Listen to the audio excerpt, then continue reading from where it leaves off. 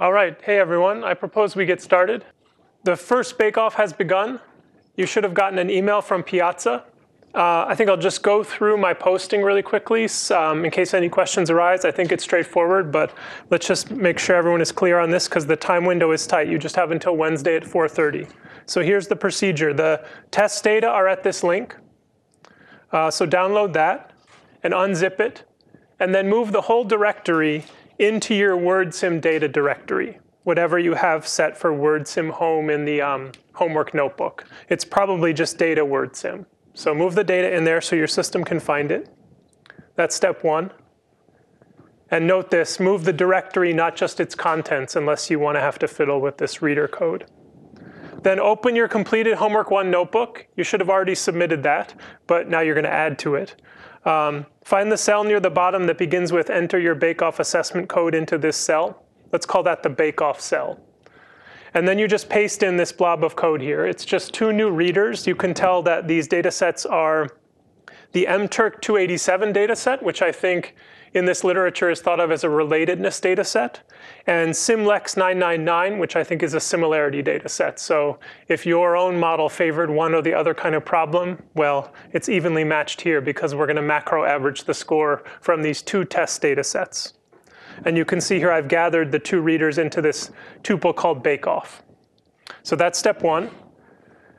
Now let's suppose that the custom model you developed for part 4, let's suppose you called that data frame custom DF.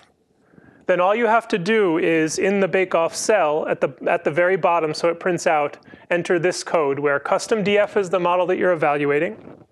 Crucially, you have to set the reader's argument to bake-off so that you don't use the development data for this. And then optionally, if you feel your model needs to be evaluated with a specific distance function, you should specify that as well. Otherwise, it's going to default to cosine, which might be fine for you, but maybe this is an important design choice for your model. So then you just run that bake-off cell. And this is important, right? So we're all on the honor code here. Running the cell more than once with different choices for custom DF is against the rules. That is dishonest. The idea is that you have completed development, and now on completely fresh data, you are seeing how that system works. So if you go back and make an adjustment to custom DF and try again, as soon as you do that, you've broken the rules. Okay? We don't have a way to really check this, but that's the way the field works, and progress kind of depends on people being responsible about this.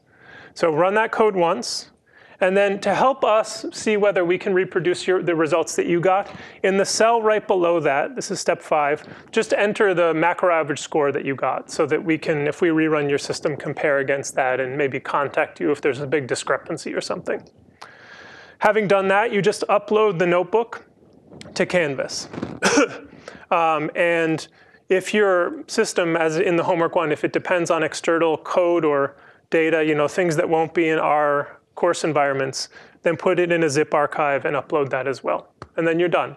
You have to do that by Wednesday at 4:30. We're going to look at a bunch of the systems, and we hope to announce the results next Monday, certainly next Wednesday. I think it should be straightforward. I think it should be really rewarding to see what happened with your systems. Any questions or concerns? All right, we have officially begun Bake-Off 1. Now we want to switch gears. The topic for this week is supervised sentiment analysis.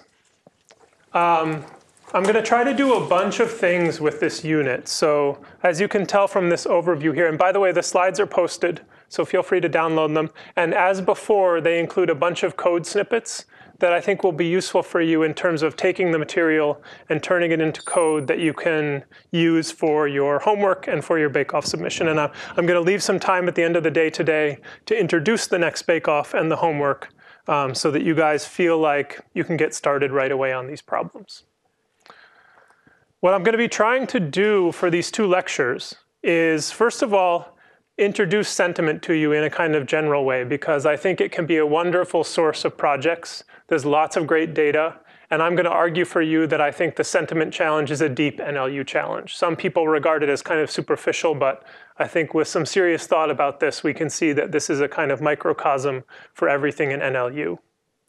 Then I want to give you some general practical tips that are kind of outside of the code base, but illuminating, I think, about how to design effective systems for sentiment, but actually for lots of problems.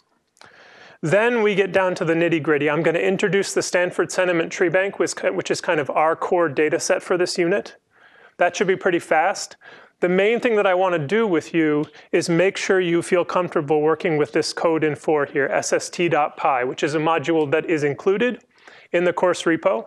And it plays the role of vsm.py in the previous unit. It's got like a lot of functions that I'm going to ask you to use for the homework and for the bake-off. And frankly, also, my claim is that it represents a lot of good practices around designing experiments, especially in situations where you might want to try lots of systems and lots of variants of systems, which is, par for the course in lots of types of machine learning. Having done that, I think we won't get through all that today, but I hope to at least get to 4. For Wednesday, we'll talk about methods, and then we're going to kind of dive into different model choices you might make. So feature functions you could write if you're dealing with kind of linear classifiers. And then we'll look at RNN classifiers and tree structured networks, which are more modern and maybe more successful approaches to sentiment. And this is a nice topic because sentiment is great, but it's also a chance for us to kind of get some common ground, build up a foundation around best practices for supervised NLP problems. That is something I'm trying to do in parallel with you. So questions you have about methods, metrics, models, all that stuff should be on the table. We're kind of using sentiment as a chance to introduce all of that, okay? The associated materials, this is a small typo, that should be 2. But just to review, so this is the core code, and then there are 3 notebooks. The first one is an overview to the SST. I'm going to kind of give a look at that today. The second one is more traditional approaches to supervised sentiment or supervised learning in general. I've called that hand-built features because I think that's their characteristic. And then the third one, oh, that's also a typo. I'm embarrassed. That should be SST. The third one is neural approaches, so the RNNs and the trees, but also kind of intermediate models that use glove-type representations, distributed representations as the input to traditional linear classifiers. It's a kind of nice progression of ideas. And then the homework 2 and bake-off 2 are paired in that notebook. The core reading is this paper by Socher et al. That introduced the SST and also introduced a lot of very powerful tree-structured networks for the problem. And then I would suggest as auxiliary reading, so if you want to just learn about sentiment, this Pang and Lee thing is great. It's a kind of compendium of ideas for sentiment analysis.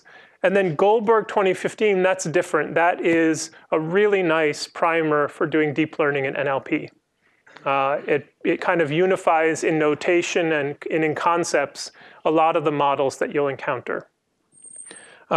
If you need a further review of kind of more basic supervised learning stuff, then check the website. I provided a few links to different online tutorials and stuff that would be like 1 level back on linear classifiers and things, which I'm kind of taking for granted in here. Let's start with the conceptual challenges. I said that sentiment was a deep problem. Sometimes people think of it as kind of superficial. I want to claim different.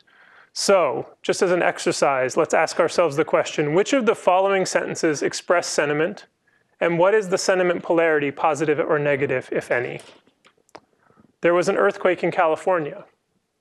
It sounds like bad news, maybe unless you're a seismologist who is safely out of the state. Does it have negative sentiment? This is a kind of edge case in the sense that you might, depending on how you phrase the problem to the people doing annotation, they might say yes, they might say no. It's worth reflecting on, right? But to give an answer of, yes, this is sentiment and it's negative, you need to bring in a lot of other assumptions. The team failed to complete the physical challenge. Negative or positive? Sentiment, what do you think? First of all, is it a sentiment relevant statement or is it neutral? guess you could ask that primary question. And the secondary question, is it positive or negative? Well, that would probably depend on what the team referred to and what your perspective was. And I feel like if we know that it's another team, this is clearly bad news. Maybe we give that negative sentiment, maybe not. Maybe we exempt the whole thing. Again, this could be a point of unclarity. They said it would be great. This seems clearly to involve some kind of evaluative sentiment, right? But it is arguably not the sentiment necessarily of the person or the author or the speaker. So is it positive or negative? It feels like it's positive with respect to some other agent. But as you can see from these continuations, they said it would be great and they were right. That seems clearly positive, right, by normal definitions. But they said it would be great and they were wrong. That seems more like negative sentiment, right? And the nuance there is that in this case, for the first sentence, we need to know not only that the adjective great was used, but that it was used in the context of this verb of saying. And verbs of saying do not necessarily commit the author to their content, right? They're just reporting other facts. They might create a certain bias, but it's only until we get to the second sentence that we kind of know how to resolve the sentiment here. What about this one? The party fat cats are sipping their expensive imported wines. Negative or positive affect? It sounds kind of negative to me. It sounds like it's, playing a role, doing a little mimicry. The challenge here would be that there's a lot of positive words in that sentence. So your system is apt to misapprehend the sentiment here as positive, when in fact the vibe that I get is pretty negative. So again, like perspective is creeping in. What about, oh, you're terrible? I think that would really depend on the context. On the face of it, it sounds quite negative. It sounds like an accusation. But if it's a couple of friends kind of teasing each other about a joke or something, then it could be endearing, right? And it would be hard to classify. Maybe the whole point of this little bit of negativity is to create a positive social bond. In which case, calling it negative is really to miss the point. There's a lot of this stuff. Here's to you, you bastard. That sounds really negative, but that could be very affectionate in the right kind of context, right? This is a real snippet from a review of the movie 2001. I'm sure we have some 2001 fans in here. This is a classic movie that is also very long and, let's face it, at times very boring. Many consider the masterpiece bewildering, boring, slow-moving, or annoying. That has a lot of negative stuff in it, but you can probably intuit that the author of this sentence likes this movie. Like, this is probably embedded in a positive review. Not for sure, but that kind of seems to be, it seems like they're building up some kind of expectation that they're going to then kind of thwart, right? So again, very complicated perspective fact. And let's also just round this out by thinking about all the complicated ways that we as human beings can be related to products and people and events and so forth. Think about long-suffering fans who liked the first album but feel like all the other ones were sellouts. Their negative affect is going to have a whole lot of complexity to it that isn't just like, I dislike this new album. Or what about bittersweet memories or hilariously embarrassing moments, right? It seems off to just say that these things are positive or negative. There's just a whole lot of other dimensions here. And so my summary of that would be positive, negative is one dimension that's important, but there's lots of other aspects to sentiment analysis if you think more generally about kind of affective computing. Make sense? I guess part of the lesson here is be careful how you define the problem. And the other lesson here is that you could make this problem kind of endlessly deep. And here's another perspective on this. This is actually work that I did with Moritz Sudhoff, one of the teaching team, a while ago. This is actually from a data set of people transitioning from one mood to another. They would give kind of mood updates on a social network platform. And there are two interesting things about this. First of all, the number of kind of moods that people are in is astoundingly high. And also the kind of ways in which they relate to each other and are differentiated is also fascinating. And you start to see really quickly that standard things like positive, negative, or maybe like emphatic or attenuating, those are just two of many dimensions. And then the other part about this, since it's a transition diagram, is that you can see that people are likely to transition in and around certain subparts of this emotional space and less likely to transfer across to certain other parts. And it kind of gives a picture of the contours of our emotional lives, but it also shows you just how high dimensional this problem could be. Unfortunately, we're going to look at just positive, negative sentiment, but there are data sets out there and ways of thinking about the problem that would embrace much more of this nuance. Final thing about this, because one thing you might do, and actually Bill set us up for this on the first day, is think about applying your sentiment analysis system in the real world. And my pitch to you there would be, you'll encounter many people in the business world who think they want pie charts like this. This is my imagination about what it's like to be a business leader. In Q1, the negative affect was 30, and in Q2, it's 35. Maybe that's an interesting lead, right? To see that this breakdown in your reviews or whatever your social media updates are trending negative. But the thing of this is it's very unlikely that that answers the question that they have. Probably, even if this was estimated correctly, what they really want to know is why. And one exciting thing to think about is how you could take an NLU system that could do this basic thing and offer much more of that why question. Because after all, the why answer is latent in these texts that you're analyzing. And your capacity or your system's capacity to just label them as positive or negative is just like the thinnest slice of what you could actually be doing with that text. And so immediately you could think about branching out and going deeper. And I think we're now at a state in NLU where we could think seriously about answering those why questions. One more thing about this by way of general setup. So we're going to have to be pretty narrow talking about the Stanford Sentiment Tree Bank. But there are lots of other kind of tasks or areas within NLU that are adjacent to sentiment that I think are really interesting to address. We won't have time for all of them, but what I did here is list out a whole bunch that I could think of. And then for each one, I listed a paper that I think would be a great starting point. Obviously, each one of these things has a huge literature associated with it, so I had to be kind of subjective and selective. But what I tried to do is pick papers that either are just great about giving you a picture of the landscape of ideas, or even better, that have associated public data that you could get started on right away. I've really actually tried to favor papers that have a data set associated with them. And it's not that I'm saying that these problems are the same as sentiment. I think they're actually very different. Even the ones that might superficially look like sentiment, like hate speech. But rather, people tend to think about them together, and I do think a lot of the methods that we discuss transfer pretty nicely into these new domains, especially if you're willing to do the work of really thinking deeply about what these problems are like, in the way that I'm encouraging us to do for sentiment here. And this is not an exhaustive list. I just thought these are really exciting problems to work on. Questions or comments about that? Kind of general setup, or about sentiment analysis in general? Yeah.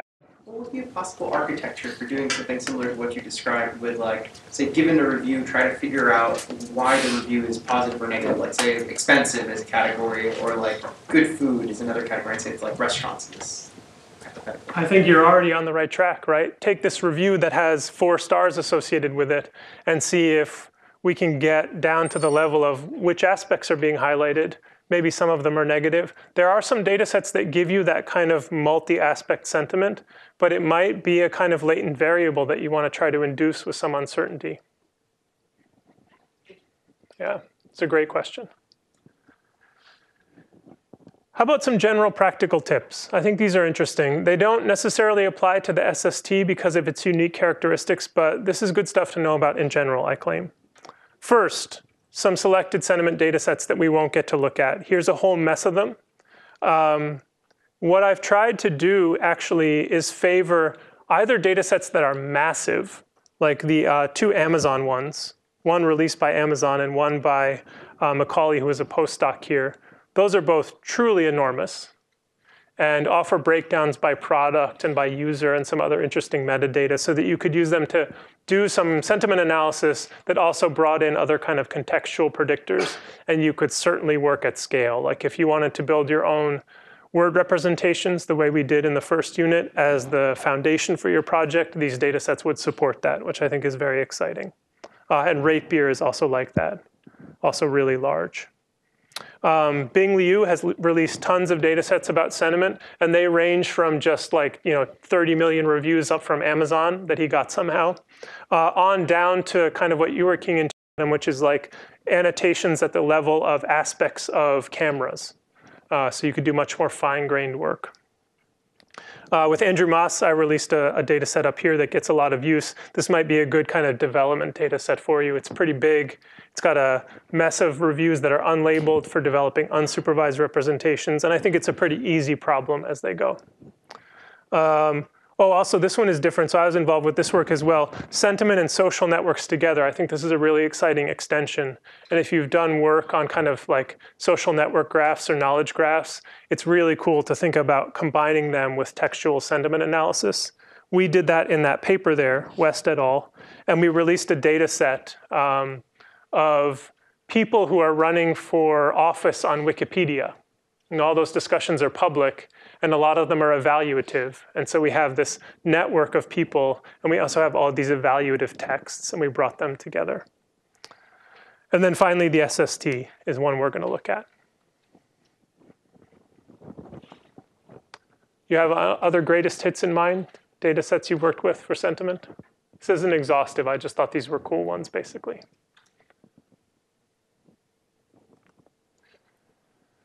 There are also a lot of sentiment lexica, and these can be useful resources for you. And actually, these could be used for problems related to the SST. So I thought I would just highlight them here. Bing Liu's opinion lexicon is just 2 wordless, positive, negative. You're going to work with it on homework 1 because it's built into NLTK. And it's really nice in the sense that it does a good job of classifying words in a pretty context-independent way. And it's pretty well attuned to the kind of data that you might see on the web. SentiWordNet is a project of adding sentiment information to WordNet. And so if you're already doing work in WordNet, it's a kind of nice counterpart. And NLTK has a SentiWordNet reader, which actually I wrote. The MPQA subjectivity lexicon is a kind of classic. And if you follow that link, you'll see that that group released a bunch of data sets related to sentiment. The Harvard General Inquirer is just a huge spreadsheet of words along the rows, and then lots of different affective and other social dimension measured along the columns. It's almost like a vector space that's been hand curated, and it's used a lot in the field. Luke is similar, linguistic inquiry and word counts, although you kind of have to pay for Luke. But so if you don't want to fork over whatever they're charging, you could just use the Harvard Inquirer. And then I listed 2 others, Hamilton et al. Will Hamilton was a student in the NLP group here, and he released these data sets called Social Sent, and that's really cool because that's not only some lexica, but also some methods for developing context-sensitive sentiment lexicons so that you could learn like the sentiment words that are associated with music and with cooking and so forth. And there's lots of nuance there, so I find that very exciting.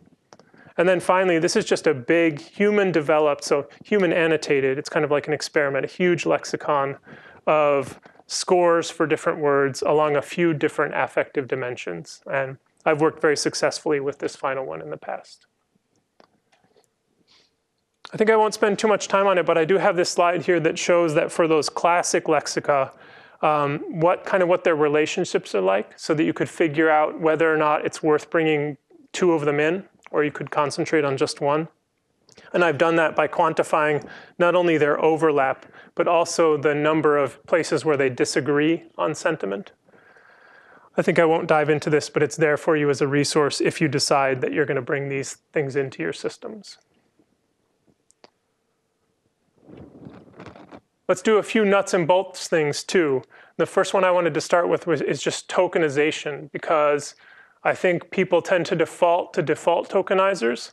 And sentiment is an area where you can see that that might be a mistake. So here's my argument for that. I've started with this imaginary tweet. NLUers can't wait for the June 9 projects. Yay. And that has an emoticon that's gotten garbled and then a link to our class site.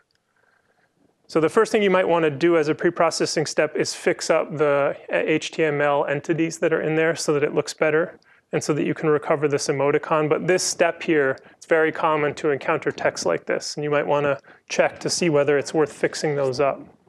So if I've done that, then I have this text here. If I apply just a white space tokenizer, it does OK. In the sense that it has preserved the emoticon because it was written in a kind of cooperative way over here with a white space around it. It didn't quite identify the username because it has a colon stuck to it. It did well on these tokens. It didn't do well on the date. And it didn't do well on the URL because it left that period attached. So this is maybe not the best. The TreeBank tokenizer, this is the one that you will likely encounter other systems using. It's by far the most pervasive tokenizer. Just about any large-scale NLP project has this step under the hood. And this is a really meaningful choice because it comes from a different era. And you can see that it has really made a hash of this text. So it took the username and split off the @ It divided up the contraction so that the negation is separate. That might be good for you, it might not be. It broke apart the hashtag, which again, hashtags are different on Twitter and certainly different for sentiment, so you might want to preserve them as distinct tokens. It broke apart all this stuff, maybe that's okay, and it also destroyed the emoticon. It turned that into just a list of punctuation, and then it also destroyed the URL. So if you think about using your text, text that you're going to find on Twitter, is probably a pretty dangerous move. And it's certainly not going to allow you to find the emoticons or travel around in the links that people have provided or do any aggregation by hashtag or username. So this is maybe not the best. And that kind of queues up a bunch of stuff that we might want from a sentiment-aware tokenizer. Right? It should preserve emoticons. It should preserve kind of social media markup. You might also want it to preserve some of the underlying markup. It's meaningful, for example, that people have wrapped some words in the strong tag, for example, to indicate that they were in bold. Might want to do something with people hiding curse words, because those are certainly socially meaningful. You could think about preserving capitalization where it's meaningful, right? It's one thing to write great, and another thing to do it in all caps. More advanced thing would be like regularizing the lengthening so that when people do Y and then just hold down the A key and then Y to indicate real emotional involvement, where the longer they held down the key, the more involved they are. All those things are just going to be very sparse tokens. And if you could normalize them to like 3 repeats, then you might get a meaningful signal from them.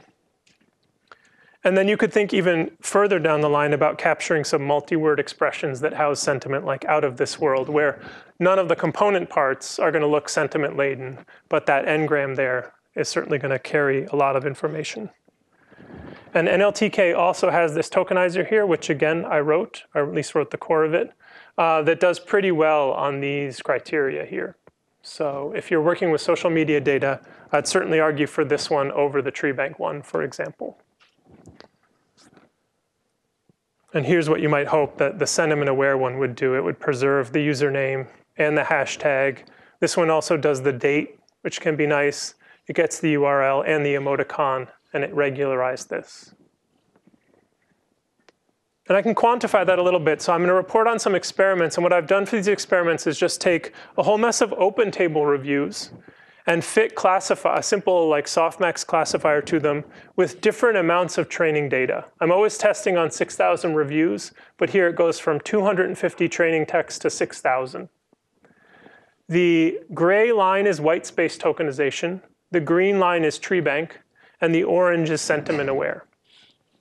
And this picture just shows that you get a consistent boost on this sentiment problem from choosing the sentiment-aware tokenizer. And it's especially large where you have relatively little training data.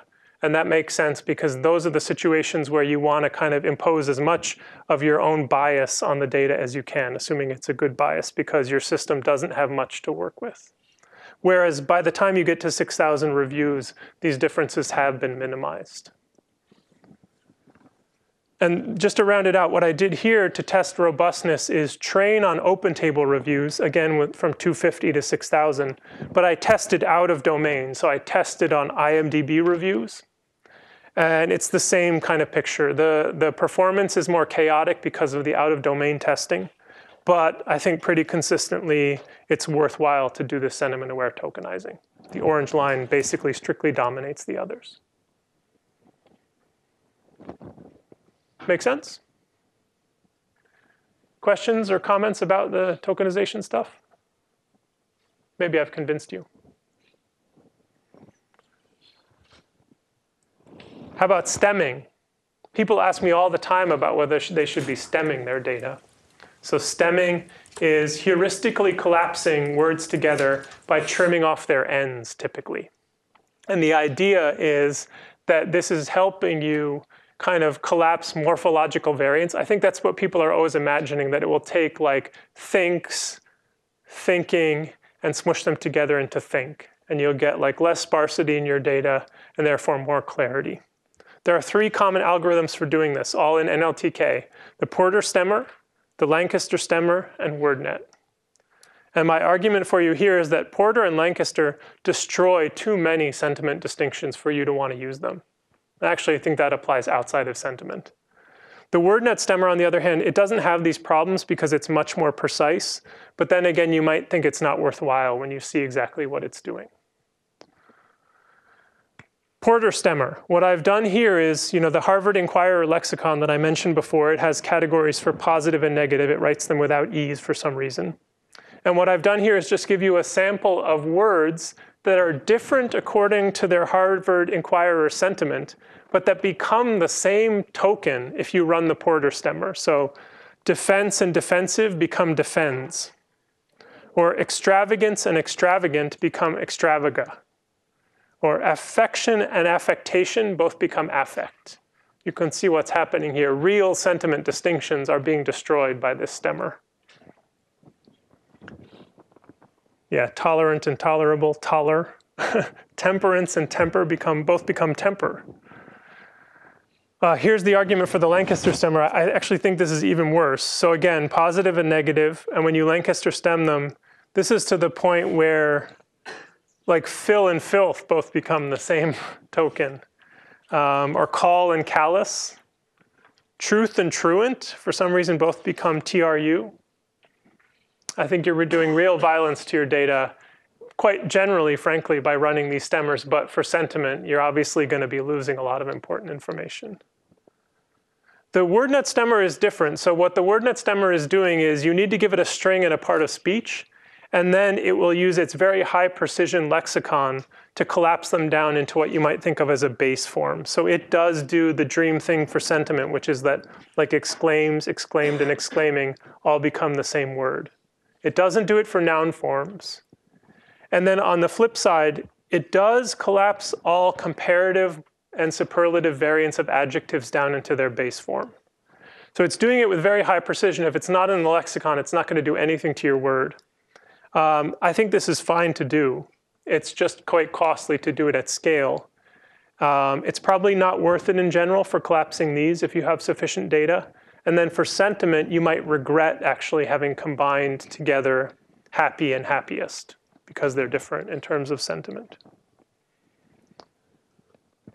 And just to round this out, I did the same kind of experiment. So this is open table in domain testing, 250 to 6,000 reviews. The sentiment-aware tokenizer beats both Porter and Lancaster. Basically, the idea there is that if you take the sentiment tokenizer as your kind of default baseline, stemming is only hurting you. Maybe that's convincing. And out-of-domain testing, oh, did I not include that? It's the same kind of picture when you do out-of-domain testing. Make sense? Any defenders of stemming want to chime in?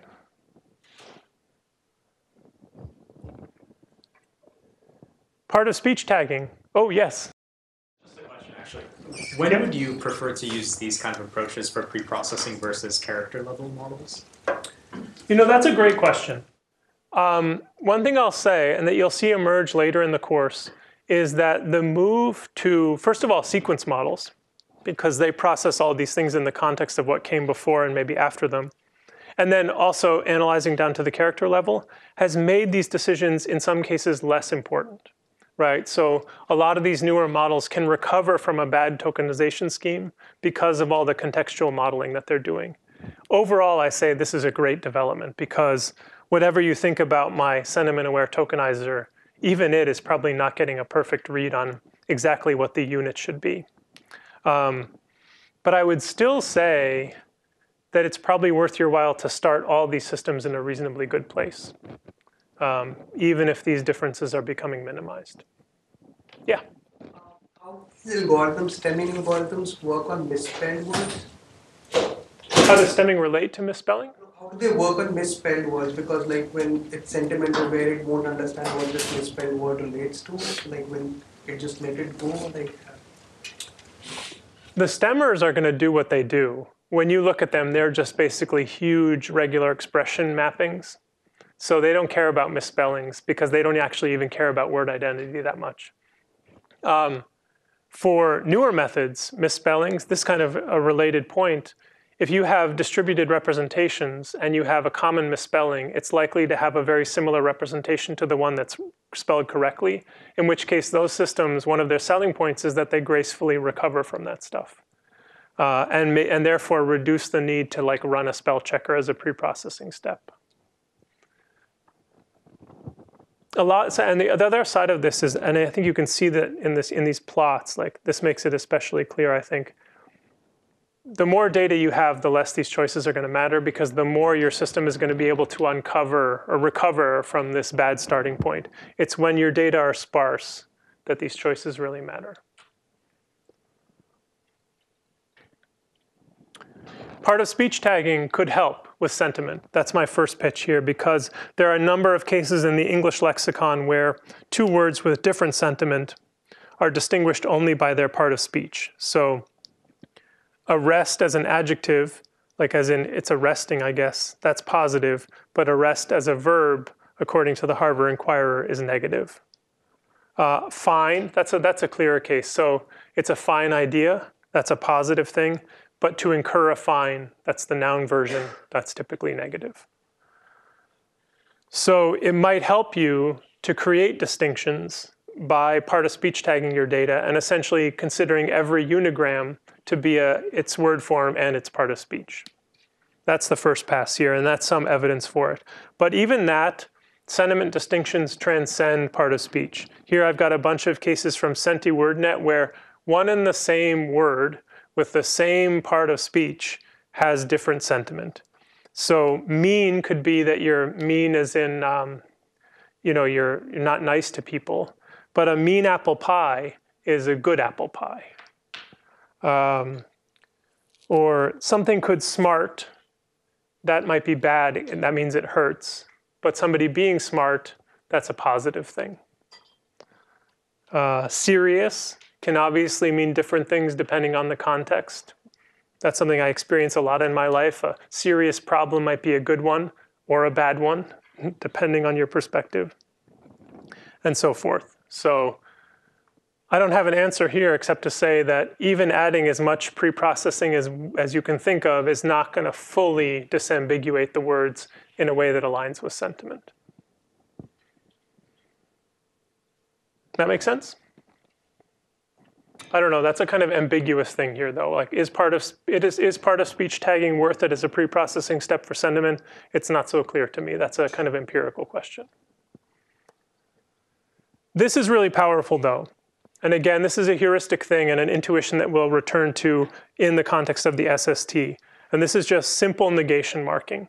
So the linguistic thing is that you have all these ways of expressing negation, and they obviously kind of flip intuitively what the sentiment is. So I didn't enjoy it is probably negative, whereas I enjoyed it is positive. I never enjoy it, negative. No one enjoys it, probably negative. This is an implicit negation here. I have yet to enjoy it. That's like, it might as well be I don't enjoy it. And I don't think I will enjoy it. That's a case where it's probably negative sentiment, and the negation word is really far from the associated thing that you want to treat as negated, which is the word enjoy. Early on in the sentiment analysis literature, a few people have proposed a simple heuristic method, which is just basically, as you travel along, if you encounter a word that is negative according to some lexicon that you've developed, which would include like to not, and never, and no one, and so forth, and have a whole lexicon of them, then you just start marking all the tokens after that negative word with _neg. up until maybe you hit like a comma or a period or some kind of punctuation mark that tells you heuristically again that you've reached the end of the scope of the negation. So what you're doing when you do that appending of underscore neg is essentially creating a separate token. You're saying that this word, when it's under negation, is a different word than when it's in a positive context. And that will help your system distinguish enjoy neg from enjoy positive and give your system a big boost, presumably. So that's a really easy pre-processing step that is basically just giving your statistical model a chance to learn that negation is important. So here's kind of what happens. No one enjoys it, would mark everything after no with neg. I don't think I will enjoy it, but I might. If you've got your algorithm set to stop at a comma, then it will stop that neg marking at the end of what's intuitively a clause boundary there. And that's probably good. And here's a little bit of evidence that this can really help. So got a full comparison. Gray is just white space. Green is tree bank. Orange is the plain sentiment-aware tokenizer. And red is the sentiment-aware tokenizer with neg marking. And that gives you a consistent boost all across these levels of training data from 250 texts to 6,000. And yeah, even out of domain, this is a useful bias to have imposed. It's really giving your system a chance to see that negation is powerful for sentiment.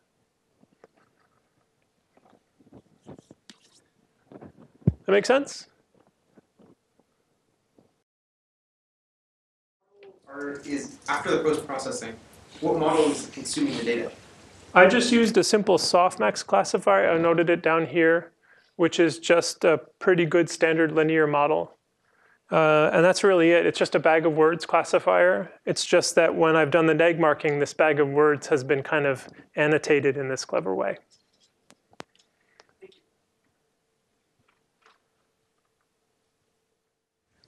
Excellent. That was it by way of general stuff. Now we're going to dive deep on the Stanford Sentiment Tree Bank. And this is perfect timing because this will give us a chance to talk about the code itself under sst.py. And then you guys can leave here actually ready to do the homework if you want to. And think about the bake-off. So the SST project, the associated paper is Socher et al. 2013. I was involved with this project. It was tremendously exciting. At the time for me, it was the largest crowdsourcing effort that I had ever been involved with. I remember feeling somewhat nervous that it would even work because we had people annotating hundreds of thousands of phrases. In retrospect, it looks kind of small. Now Stanford has produced annotated data sets that are vastly larger than this, but still, it's an impressive effort. Full code and data release, credit there goes to Richard Socher, I think. You can still, if you visit that link, you can play around with the system. It does wonderful visualizations. You can even offer to give it new examples that it will then learn from. And then, of course, you can use the code in lots of ways. So a kind of model for being open about your data and your methods and your results. It's a sentence level corpus. It has about 11,000 sentences, and those sentences are derived from a classic sentiment data set that was released by Pang and Lee, who were really pioneers in doing sentiment analysis. And actually, this paper at last year's NAACL won the Test of Time Award. I think the argument there is that they really did set us off in the direction of thinking seriously about sentiment in its own right, but also as a great testbed for NLU models. So it starts from those Rotten Tomatoes sentences, which were labeled naturalistically by their authors because it's a review data set. But what the SST project did is crowdsource labeling not only those sentences, but every single phrase in all of the trees that are contained in those sentences. It's a 5-way label thing. Actually, reviewers were given a slider bar, and then the labels were extracted. And that was justified on the grounds that, by and large, people picked points on this slider bar that were kind of consistent with the labels that had been provided. So the result is a tree bank of sentences that look like this. Here, NLU is enlightening. These are real predictions from the model, all new test cases. I was very impressed at how well this did. It labeled NLU UNC, but it still got this right. So you have labels for all of these subconstituents. So is neutral, NLU is neutral, enlightening is positive. And as a result of enlightening being positive, that projects up the tree, essentially. This is an example that I used to motivate, right? So they said it would be great. This is really cool. It knows that be great is positive down here. And it knows that these things kind of aren't contributing sentiment. And the sentiment signal goes pretty strongly up until the top here, but then it's diminished somehow. And the overall sentence is neutral. And that's the prediction that I wanted from this sentence, because I feel like this sentence alone does not tell us about the author's bias. It just reports somebody else's perspective. So, who knows what was happening up here to cause this to emerge, but it did. And then really cool, they said it would be great. They were wrong. It got that that was negative. And it got that that was negative because it must know to project things from the right more strongly. And so that they were wrong over here with a 1 projected up to the top. Even though this remains kind of ambiguously neutral or positive. It didn't quite nail it. They said it would be great. They were right. I think right must not have a strong enough sentiment signal on its own. But at least it did figure out that this is kind of just neutral here, even though there's positivity kind of weakly expressed on both sides. Anyway, so I was impressed by the system, but I introduced these examples more to show you the latent power of this particular data resource. This is kind of unprecedented that you would have this many labels and this kind of degree of supervision for the individual examples. Yeah? The example that they said it would be bad, they were wrong, then be negative, because they said it would be bad, would probably be neutral, and then they were wrong, then be negative, and that's where the negative sentiment is coming from. That's my intuition. Well, my intuition as a human is that you're right. They said it would be bad and they were wrong, should be positive. It seems like a very interesting stress test for the system to see whether it got that right. Because then it needs to know not only how to balance these sentiment signals, but kind of how they come together. There are a few different problems that you can define on the SST. There's a 5-way problem that's just using basically the raw labels. They go from very negative, negative, neutral, positive, and very positive. And this is a breakdown for train and dev. There's a test set, which I'll return to, and I've not shown the statistics because I'm kind of trying to keep it out of our view for now. But it's comparable to dev. And I think this is fine, but there are 2 things you might keep in mind about this version of the problem. So first, intuitively, if you think about sentiment strength, separating out polarity, then 4, of course, is greater than 3, but 0 is greater than 1. I think it's much more natural to think about this as a kind of 2 scales with neutral kind of unranked with respect to the other 2. Maybe that doesn't bother you too much. What should bother you is that if you fit a standard classifier to this kind of labeled data set, which has a ranking on its labels, then your classifier will be conservative with respect to how well you're actually doing, because it will regard a mistake between 0 and 1 as just as severe as a mistake between 0 and 4. Whereas really you might think about how you could get partial credit for being close to the true answer. And there are models that will let you do that, even in a classification context, like involving ordinal regression or ordinal classification. But your model is probably not doing that. And so it's just worth keeping in mind for this problem that it's a little bit strange. There are 2 versions of the problem that make more sense to me. The first is this ternary one, which we're going to make a lot of use of. Here you just group together 0 and 1 as negative, and 3 and 4 as positive, and 2 in the middle. So you've lost some sentiment distinctions, but at least with regard to the way the labels were given, it seems quite justified to me. And this one is nice because you keep all of the data that you have available. There's another version of the problem that is discussed a lot in the paper alongside the 5-way one. And this is a binary problem where we simply drop out the neutral category and then cluster together 0 and 1 and 3 and 4. Perfectly respectable. The only shame here is that, first of all, in the world, there's a lot of neutral sentiment. Not everything is sentiment laden. And the other is that we had to drop out a lot of our data. These statistics here are just for the root level labels. So they kind of ignore all the labels that are down inside the trees. This is the all nodes task where you actually try to predict all of the labels on all the subconstituents. You get many more training instances, of course, because some of these trees are really big. But you can define the same 3 problems in this way. To kind of give an equal footing to all different kinds of models, we're mostly not going to look at this problem. My only regret about that is just that this is one of the more interesting aspects of the SST, that it has all this supervision. And so I do encourage you for projects and things to think about how you might model the fullness of this data set. For labels, would it ever be like a good idea to have 2 labels, one for like the valence, or one for this intensity and one for the valence? Oh, absolutely. Yes. I mean, that's kind of, I mean, the SST doesn't have that kind of multi-way label, but my linguistic intuition, my kind of understanding of the psychology of affection, of affective states is that they have many dimensions. And you can see that in one of those lexicons that was released by Victor Cooperman, the last one that I listed, which has a few different dimensions that they take as kind of the true substrate for emotional expression. Yeah, I wish we could do it.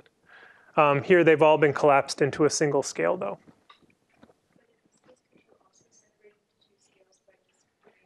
All of the ones, like creating, yeah, I guess like the varies, having that as a label, whether it's vary or whether it's the inner 2. So 0 and 4 would be plus emphatic. And the rest would be minus emphatic as a binary problem. And then you also have polarity, which is positive, negative, or neutral. Oh, yeah, no, I take it back. That's a great idea. It's worth thinking about. Yeah, and certainly as a way of kind of seeing what your model is learning, it's interesting to impose that distinction. Other questions or comments?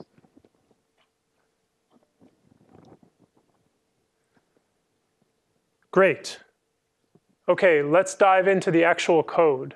This is perfect because I can queue you up to start working productively. So sst.py, you'll have to get used to my interfaces a little bit. But my claim is that having done that, you'll be able to work really productively. Because I've created a little framework for you that should make you quite nimble in terms of running experiments. First thing, you just have all these readers. So you have train reader and dev reader. And then each one of them has this argument class func. And there are basically 3 choices. If you leave that argument off, it will give you the 5-way problem. If you set class func to ternary class problem, it will be positive, neutral, negative. And also binary class func will give you just the binary problem. So these are nice prepackaged ways for getting different views on the data. The notebooks explore all these different problems. And for the homework and the bake-off, we're going to do the ternary one, because I think it makes a lot of sense. Well, this is easy. And this is just kind of set up. You could paste this in and follow along if you wanted. SST is the library. The trees are already there for you in your data distribution. And then these are the readers. And maybe the only other thing to mention is that each reader you can think of as yielding tree score pairs. So I'll show you what the trees are like in a second, and the scores are just strings, as you would expect, given the way the labels work. I have a separate slide here on these tree objects. So they are NLTK tree objects. Up here, you can see I created one from a string. This is just an illustration of how to do that. And if your notebook is set up properly, it will do this nice thing of displaying them as pretty intuitive trees. So this is NLU is amazing. Down at the bottom here for subtree and tree.subtrees, that's a method. That will cycle through all the subtrees for you. Just a really useful method to know about. And then up here, this is basic tree components. So tree.label will give you the root level label for that tree. And then tree 0 and tree 1 will give you the left and right children of that tree respectively, assuming they exist. So you can see that for this tree over here, the left tree, the left child node is that subtree with rooted at 2 and NLU, and the right subtree is the verb phrase is amazing. And then obviously that's recursive, so tree 1, 0 would take you down to 2 is, and so forth. There's a bunch of other stuff you can do with these trees, but in my experience writing feature functions, these are the important components that I needed. If you think about writing a function that's going to crawl around in them, this is kind of the nuts and bolts.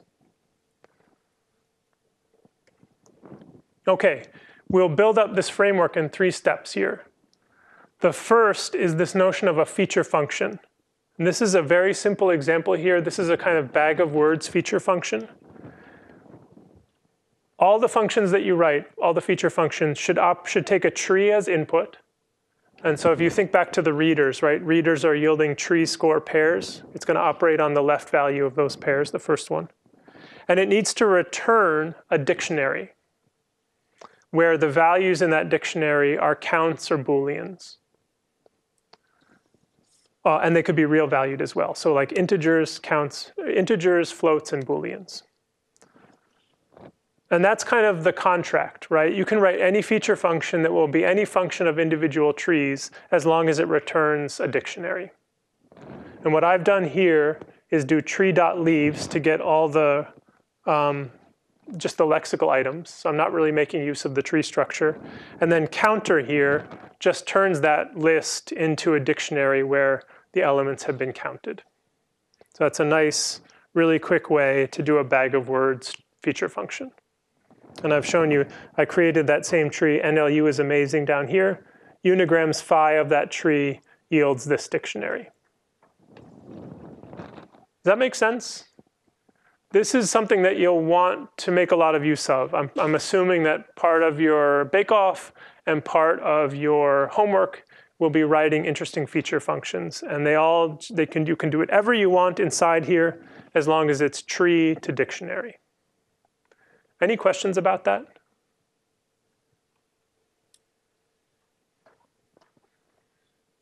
All right, good.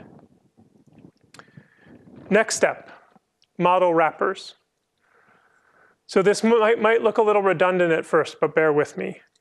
You'll want to write functions that take as their input XY pairs, where X is your feature matrix and Y is your vector of labels. And what those functions should do is fit a model on that data. It's a little supervised training data. And then return the fitted model. And that's all. So here what I've done is logistic regression from scikit. It's a good baseline model. I said I wanted the intercept feature, like the bias feature.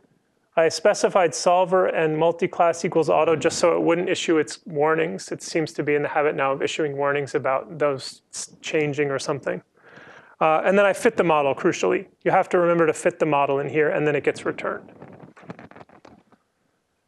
And again, this might look like just a tedious way of calling the fit method on a model, but as you'll see, by putting wrappers around these things, you can do a lot of other stuff as part of this process without changing your interface. And for more sophisticated models, you might want to do a bunch of sophisticated things before you fit or as part of fitting. And then finally, this brings it all together. SST.experiment is like a Swiss Army knife for running experiments. I've given it here with all of its default values so that you can see at a quick glance all the different things that you can do. But the point is, you just point it to your SST, you give it a feature function and a model wrapper, and that's really all that's required. If you give SST.experiment those 3 things, then it will train a model and run an assessment on data that's separate from its training data. And it will give you a report like this. Not only will it give you a bunch of information about your experiment encoded here, but it will also print out a classification report. And that's it, right? So you have to write very little code in order to test your feature function and or your model wrapper. And then if you want to try out different conditions, like you can go in here, you could specify that your assess reader was sst.devreader and assess on the development data. You can change the training size if you haven't specified the assess reader, if it's doing a random split. You can change the class function. You can change the metric. You could turn off printing, and I'll return to this vectorized thing a bit later. But that's all kind of if you want to do more nuanced experiments. The thing to keep in mind is that you can just very quickly test your feature function and your model wrapper. And the other thing I want to say is that you'll see this throughout for this entire unit, and in fact for many units in this course. When we see these classification reports, we are going to care mainly about the macro average F1 score. And the reason for that is we have slight class imbalances. Of course, for other problems, the class imbalances can be really large. And the idea behind macro averaging is that we care equally about all those classes. Now, I think that's justified in NLU, and sometimes the smallest classes are the ones we care about the most. Micro averaging would favor the really large classes, as would accuracy and weighted average. But macro is a kind of good, clean picture at how you're performing across all the different classes despite their size. So keep that in mind as you look at these reports. You'll kind of want to hill climb on that value. SST experiment returns this thing here, Unigram softmax experiment, and that contains a lot of information about your experiment. Again, I think this is part of best practices, is like when you run an evaluation, you keep as much information as you possibly can about what you did. Every single time in my life that I've decided to leave something out, I've regretted it because I wanted it later, and then I had to like retrain the whole system or something. So what I've tried to do is package together all the information that you would need to study your model's performance and to test it on new data. And you can see that listed here. You've got the model, the feature function, the data that it was trained on, and the assessment data. And that's relevant if you did a random split, because this will be the only way that you could recover exactly what data you were using. The predictions, the metric, and the score. And then each one of these train and assess data sets has the feature matrix, the labels, the vectorizer, which I'll return to, and the raw examples before featureization. I think that's really important for kind of error analysis, because if you try to do error analysis on X and Y, you're just staring at these high-dimensional feature representations. It's hard to know what's going on. You as a human, unlike a machine learning model, would prefer to read raw examples. And so they're there for you as well.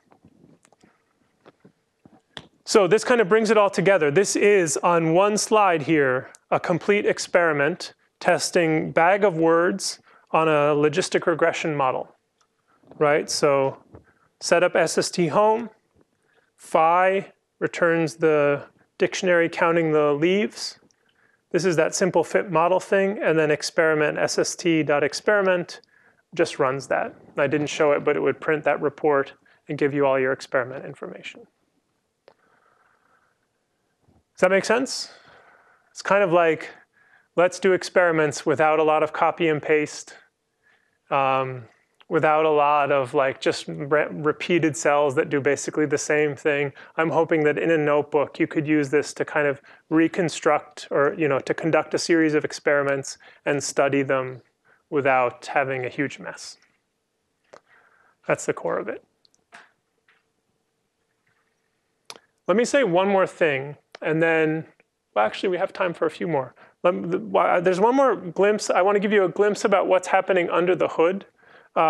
Because again, if you move outside of this framework, this is a nice thing to know in terms of best practices. So under the hood, when combining your data with your feature function, I have used the scikit-learn feature extraction dict vectorizer. And I want to walk you through why I'm doing that, because I think this is a really convenient interface for doing all kinds of problems. And I've done it by way of illustration. So imagine my trained features up here are two dictionaries, A, B, B, C, and they each have their counts associated with them. That's like, if you write a feature function mapping a tree to a dictionary, what the code internally is doing is applying that feature function to all your examples and creating exactly a list like this. So that happens under the hood. But what a machine learning model needs, or at least all the scikit ones, what they need is a matrix. They don't operate on dictionaries. They operate on matrices that look just like the vector space models you were building before, right? Strictly numerical data where the columns are the meaningful units. Dict vectorizer maps these lists of dictionaries into such matrices. So when I call I set up the vectorizer here. Vec fit transform is the idiom in scikit on that list of dictionaries. Xtrain here, that's a matrix. I put it inside a data frame just so you could see what had happened, but under the hood, what it's really doing is operating on an NP, giving you an NP array. But the pandas data frame is nice because you can see that the keys in these dictionaries have been mapped to columns. And then each example, 0 and 1, we have the counts of those features for that example. That's really good because, for example, a failure mode for me before scikit came along was that I would go by hand from dictionaries to NP arrays. And I would get confused or have a bug about how the columns aligned with my intuitive features, and then everything would get screwed up. Now I just trust the dict vectorizer to do that. So I, as a human, am very happy to have these dictionaries. I think it's an intuitive interface. But my machine learning models want this. And dict vectorizer is the bridge. The third thing that's really important about these dict vectorizers, the third problem they solve, suppose I have some test examples. So here I have, the first one is A, and it gets a count of 2, A, B, D with their counts. But notice that D is a feature that I never saw in training. If I call my vectorizer up here and I just say transform on those test features, then I get xtest, and notice that it's perfectly aligned with the original space, ABC, and D has been dropped out. It's not part of my feature representations for my training data. My model will be unable to consume D, and so by calling transform, I have just gracefully solved the problem that D would have imposed. And also it's doing the thing of aligning the columns and so forth. Yeah? Fit transform, it would have just made a new column for D. Exactly, yeah, and it would have 4, and I would have lost this correspondence with my original problem. Yeah, that's a great point of contrast. This is so important because this is the way that you can swiftly go from a trained model and a vectorizer, process new data in the way that you expect for your model and get the desired results. And again, this was an area where my code would contain mistakes before, and now it just doesn't because of this dict vectorizer. But also, it's really good to know about, and also it's good for you to know that under the hood, this is what's happening as we take your feature functions and turn them into something that a machine learning model can consume. Excellent. This has been a lot of material. The next phase of this is I'm going to show you some methods, hyperparameter exploration and classifier comparison. But I propose to save that for next time because this has been a bunch of material. And I think in reviewing this section, you're now pretty well set up to start doing the homework if you want. So let me just review that quickly and then we'll wrap up. It's a similar plot to the first homework and bake-off, except now focused on the Stanford Sentiment Tree Bank. So what I've done in this notebook is set you up and give you a couple of baselines. Mainly there, I'm trying to document the interfaces for you. And I'll do more of that next class. But I've shown you how to fit a softmax baseline and an RNN classifier and do some error analysis that might help you bootstrap to a better system. And then the homework questions, and there are just 3. The first 2 involve a bit more programming than the first one, so they're worth a bit more. But then you have this familiar pattern of you develop your original system, and your original system will be one that you enter into the second bake-off. So that's the overall plot. For the bake-off itself, we're going to focus on the ternary task, as I said. And basically, you're just going to try to do as well as you possibly can on that task. And in this case, I don't have to impose very many rules. Before I didn't want you to download external vectors and so forth. But in this case, I feel like we can just say, do whatever you think is best in terms of developing a good solution for this problem. If you want to download vectors from the web, that's fine. If you want to download other people's code, that's also good. The one note that I have added is that it needs to be an original system that you enter. So you can't just download someone's code and retrain it and enter that. You have to make some kind of meaningful addition or modification to that code. But beyond that, anything goes.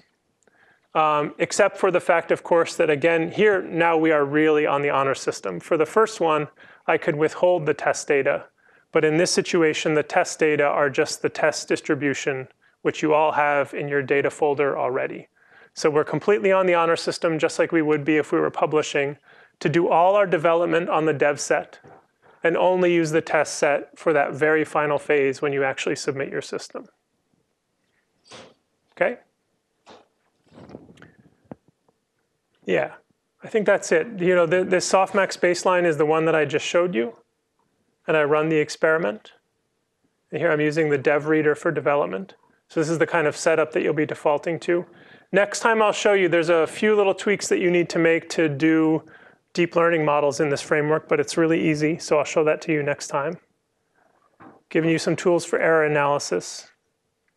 And then finally, the homework problems. The first one is like write an original feature function.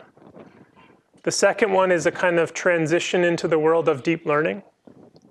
And then the third one is your original system. That make sense?